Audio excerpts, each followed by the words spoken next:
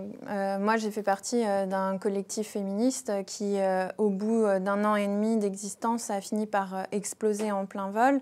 Donc c'est pour ça que je dis que je repars de mon expérience. Et en fait, ce que j'essaye de décrire, c'est le mécanisme que lorsqu'on on se replie sur la stratégie de la non-mixité et des espaces safe, qui est très utile par ailleurs quand elle est une tactique. Moi, je défends évidemment la non-mixité, la création d'espaces safe, mais pas comme une fin en soi. Mais on va dire quand ça devient une fin en soi et que finalement le seul acte de militantisme, c'est celui-là. En fait, généralement, ou en tout cas moi de mon expérience et de l'expérience que j'ai pu voir dans le milieu féministe parisien, ça mène à une sorte de chasse aux sorcières en interne, qui est le ou la plus dominante. Ça coupe aussi globalement l'extérieur. La grande majorité des femmes et des minorités de genre qui ne sont pas dans ces espaces et avec lesquels on n'est plus en interaction.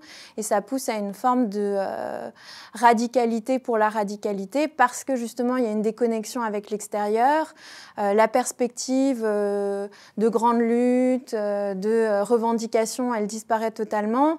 Et finalement, en fait, c'est un repli sur soi. Et généralement, les organisations, au bout d'un moment, elles ne survivent pas très longtemps à ça.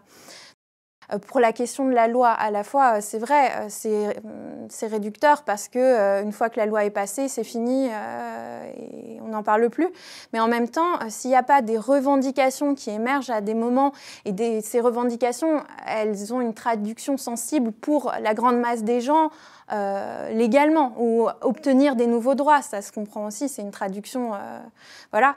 S'il n'y a plus ces revendications-là, on ne peut pas espérer qu'il y ait des mobilisations et on ne peut pas espérer aussi qu'il y ait à terme une mobilisation plus grosse que les autres qui réussirait à faire la convergence des luttes et qui là remettrait véritablement en cause le système.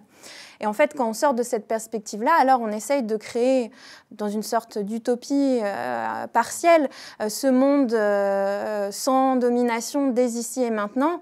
Et en fait, bon, ça ne fonctionne pas, quoi.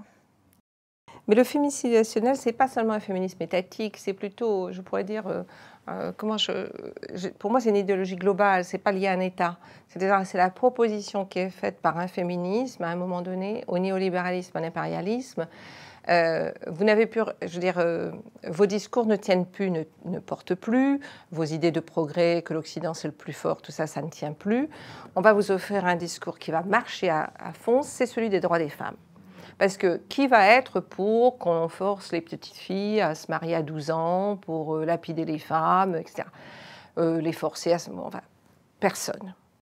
Le fait que quand Hillary Clinton dit à Pékin, à la fin de la décennie des droits des femmes, les droits des femmes sont des droits humains, elle entre là dans toute l'idéologie des droits humains qui devient globale à ce moment-là et qui effectivement efface, là on peut dire, la question des luttes de classe et d'autres.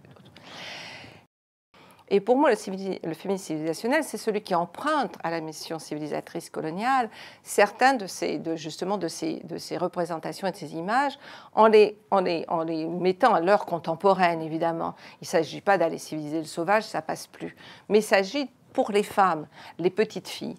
Et on voit aussi apparaître à ce moment-là le fait que les femmes sont un investissement. C'est-à-dire que les femmes deviennent une marchandise, un objet dans lequel on peut investir.